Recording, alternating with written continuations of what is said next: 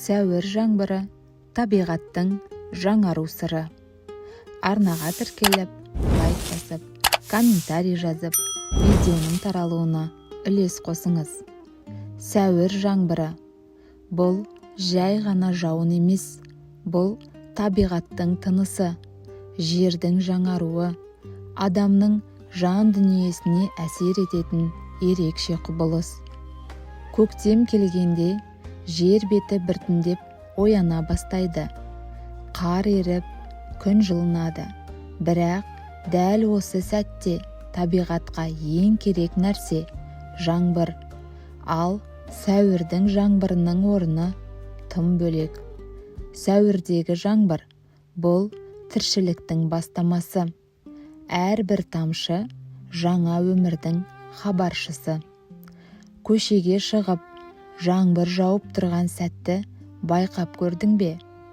Ауа өзгереді, иісі өзгереді, тіпті көңіл күйің де өзгереді. Бұл кездейсоқ емес. Ғалымдардың айтуынша, жаңбырдан кейін ауадағы шаң мен зиянды бөлшектер азаяды. Ауа тазарады. Сол себепті адам өзін жеңіл сезінеді. Ал табиғатта бұл өсімдіктер үшін үлкен мүмкіндік.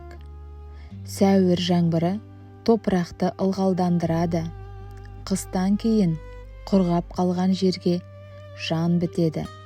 Дәндер оянады, шөптер көктейді, ағаштар бүршік жарады. Яғни, жаңбыр бұл өмірдің жалғасуы. Бірақ бұл тек табиғатқа ғана әсер етпейді. Сәуір жаңбыры адамның жан дүниесіне де әсер етеді.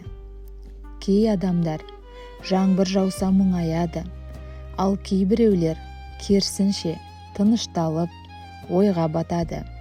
Неге? Себебі жаңбыр бұл тазалықтың символы. Жаңбыр жауған кезде біз де іштей тазарамыз. Ойларымыз реттеледі. Артық уайымдар жуылып кеткендей болады. Сен байқап көр, жаңбыр жауғанда терезеден қарап отырсаң, бір түрлі тыныштық келеді.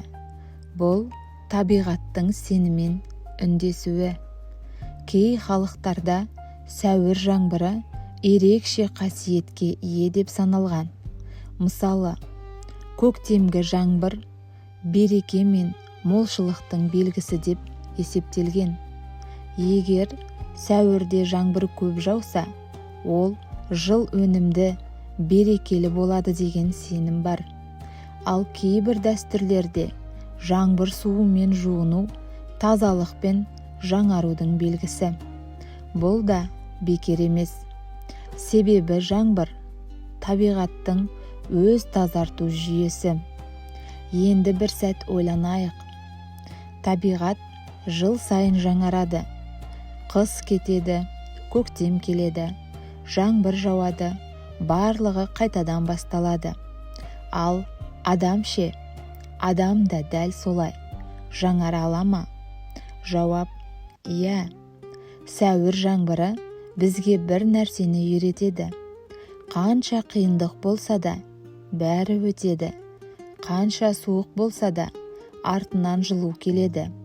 Өмірде де дәл солай. Кейде біз қиын кезеңнен өтеміз.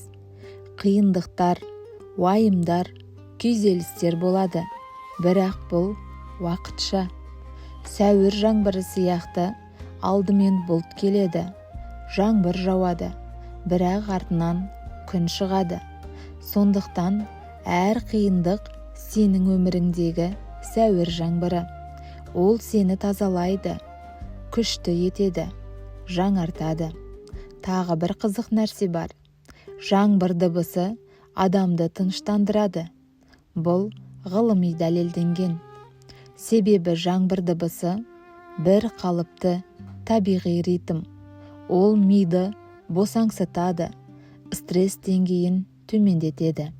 Сол себепті көп адамдар жаңбыр дыбысын тыңдап ұйықтайды. Бұл кездейсоқ емес, бұл табиғатпен байланыс. Сәуір жаңбыры бізге табиғатпен байланысуды еске салады. Біз күнделікті өмірде асығамыз. Телефон, жұмыс, уайым бәрі араласып кетеді. Бірақ бір сәт тоқтап жаңбырды тыңдап көр. Сол кезде сен өзіңді қайта табасың. Мүмкін сенде бір сұрақ бар шығар. Неге дәл сәуір жаңбыры ерекше? Себебі бұл көктемнің ортасы. Табиғат толық оянуға жақын. Жаңбыр сол оянудың соңғы қадамы. Бұл жаңа бастаманың символы. Сол үшін сәуір айы өзгеріс уақыты.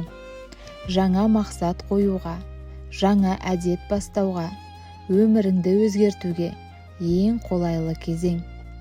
Сен де өз ішкі жаңбырыңды бастай аласың. Қалай? Өткенді жібер. Артық уайымдарды таста. Өзіңе жаңа мүмкіндік бер. Себебі сен де табиғаттың бір бөлшегісің. Табиғат қалай жаңарса, сен де жаңара аласың. Сәуір жаңбыры саған тек су емес, ол саған белгі. Белгі өзгеру керек екенін, белгі алға жылжу керек екенін, белгі жаңа өмір бастауға уақыт келгенін. Сондықтан келесі жолы жаңбыр жауса, жай ғана жүгіріп кетпе. Бір сәт тоқта, тыңда, сезін, дұға жаса. Мүмкін дәл сол сәтте сен өзіңді түсінесің.